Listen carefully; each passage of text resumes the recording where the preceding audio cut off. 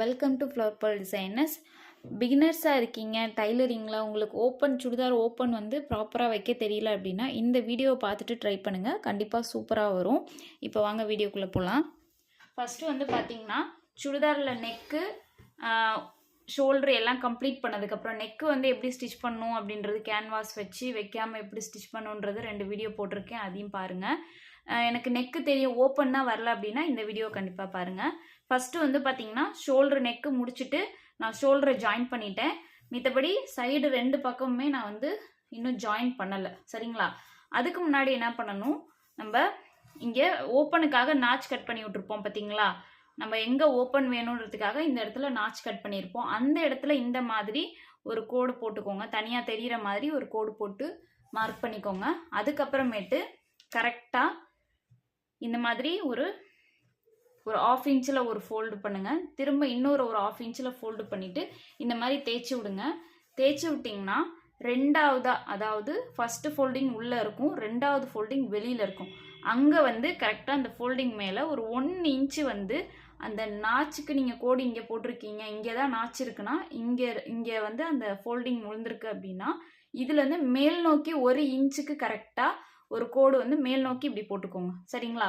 இப்போ இது ஸ்டெப் 1 முடிஞ்சிச்சு. ஸ்டெப் 2 என்னன்னா, ஸ்லீவ் நான் அட்டாச் பண்ண போகிறது வந்து லாஸ்ட்டாக தான் அட்டாச் பண்ணுவேன். அதனால் கொஞ்சம் இந்த இடம் ஃப்ரீயாக வேணுன்றதுக்காக 3 இன்ச்சுக்கு பக்கம் தள்ளி தான் நான் வந்து தையல் போடவே ஆரம்பிப்பேன்.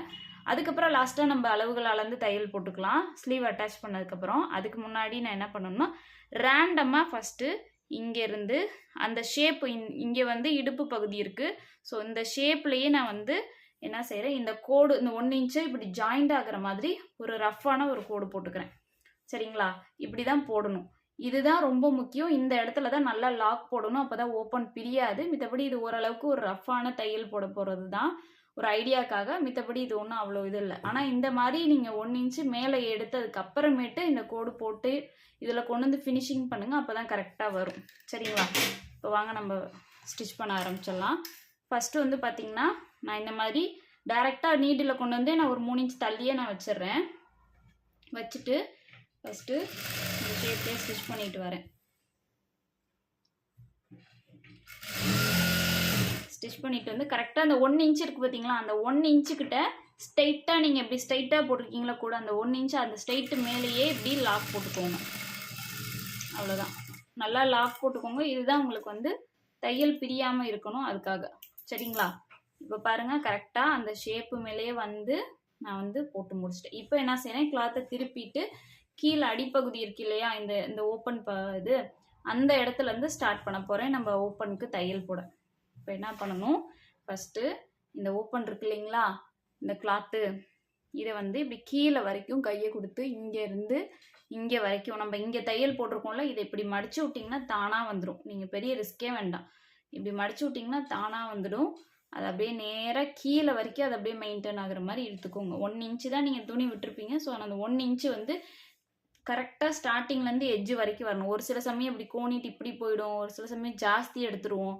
அதெல்லாம் இருக்கக்கூடாதுன்றதுக்காக தான் இந்த மாதிரி கீழே வரைக்கும் இப்படி நீவி விட்டுட்டு, மேக்ஸிமம் எல்லா கிளாத்லேயுமே நிற்கும். கிரேப் துணி நீங்கள் தைச்சிங்க டாப்ஸ் அப்படின்னா அதுக்கு லைனிங் கொடுத்து தான் தைப்பீங்க. ஸோ அந்த லைனிங்கை வந்து காட்டனாக தான் இருக்கும், அப்போ வந்து ஓரளவுக்கு நிற்கும், சரிங்களா? அப்படி இல்லாட்டியுமே இந்த மெத்தடை ஃபாலோ பண்ணுங்கள், ரொம்ப ஈஸியாக இருக்கும். இது மாதிரி கீழே நீவி விட்டுட்டு அதுக்கப்புறம் இந்த கிளாத் இருக்குது பார்த்தீங்களா, இதை அப்படியே 1/2 இன்ச்சு இது மடித்தது எதையும் எடுக்கவே வேண்டாம். அப்படியே இந்த இடத்துல 1/2 இன்ச்சுக்கு துணியை உள்ளே தள்ளி விடுங்க, வேறு ஒன்றும் செய்ய வேண்டாம், சரிங்களா? இந்த மாதிரி 1/2 இன்ச்சுக்கு இப்படி துணியை உள்ளே தள்ளி விட்டு இது மேலே தையல் போட்டுகிட்டே வாங்க. கரெக்டாக வந்து உங்களுக்கு அந்த ஓப்பன் நீட்டாக வந்துடும். போட்டுகிட்டே வந்துட்டு இங்கே மேலே நீங்கள் வந்து இங்கே தையல் போட்டிருக்கோன்னா இந்த இடம் வரைக்கும் தையல் போடலாம். 1 இன்ச்சு நம்ம மேலே ஸ்ட்ரைட்டாக எடுத்தோம் இல்லையா, தெரியலையா? ஓகே.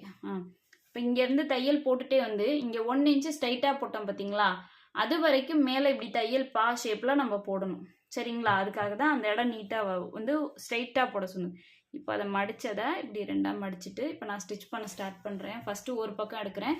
இந்த இதிலேருந்து அப்படியே கண்டினியூவாக தான் வரும், சரிங்களா? இப்படி கண்டினியூவாக தான் வரும் ரெண்டு டாப்ஸோட அந்த இதழும்.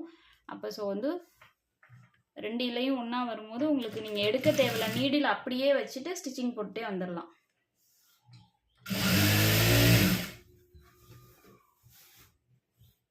இன்னொரு பகுதி டாப்ஸை வந்து எடுத்து விட்ருங்க தனியாக, இல்லைன்னா அதில் போய் தையல் சேர்ந்து விழுந்துடும். தனியாக நல்லா எடுத்து விட்டுட்டு இப்போ இந்த இடத்துல பாருங்கள், கரெக்டாக அந்த தையல் போட்ட இது இருக்குது பார்த்தீங்களா, அது வரைக்கும் நம்ம நீட்டாக அப்படி மடிச்சு விட்றணும். அவ்வளோதான்.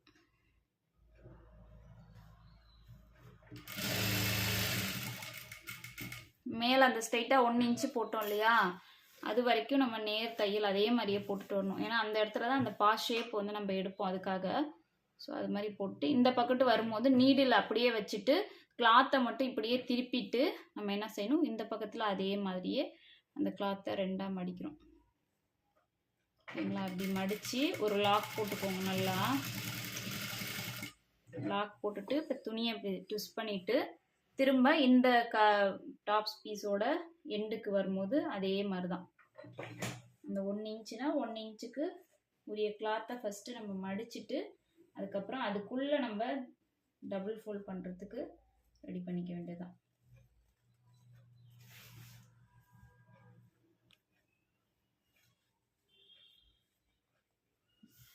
ஓகே,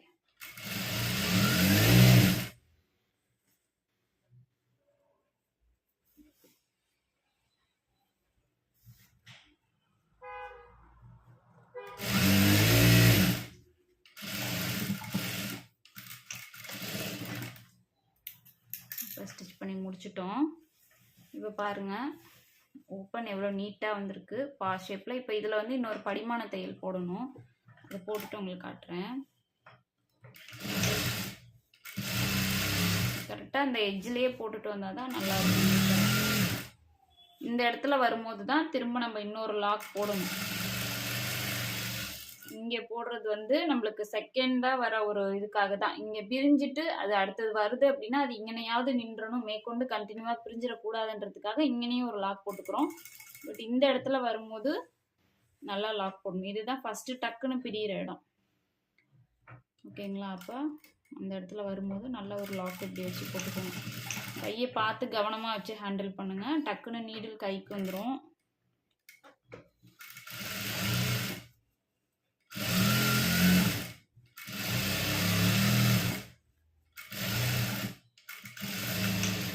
அவ்வளோதான்.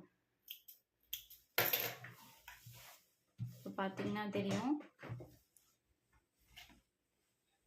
ஓப்பன் வந்து எவ்வளோ நீட்டாக இந்த இடத்துல பார்த்தீங்களா. இந்த இடம் நிறைய பேருக்கு கொச கொசன்னு வரும். ஸோ அந்த மாதிரிலாம் இல்லாமல் நீட்டாக இருக்குது பாருங்கள். அதுக்காக தான் இந்த மெத்தடை ஃபாலோ பண்ணுங்கள். இந்த இடத்துல லாக் வந்து லைட்டாக போட்டுக்கோங்க. இது டார்க் கலராக இருக்கனால நல்லா பளிச்சுன்னு தெரியுது. த்ரெட்டு தெரியாத மாதிரி உங்களுக்கு கலர் பார்த்து கரெக்டாக போட்டுக்கோங்க. மற்றபடி ஓப்பன் வந்து இப்படி நீட்டாக வச்சுட்டோம் நம்ம. ஓகேங்களா? இந்த வீடியோ உங்களுக்கு பிடிச்சிருக்கும்னு நான் நினைக்கிறேன். தேங்க்யூ ஃபார் வாட்சிங்.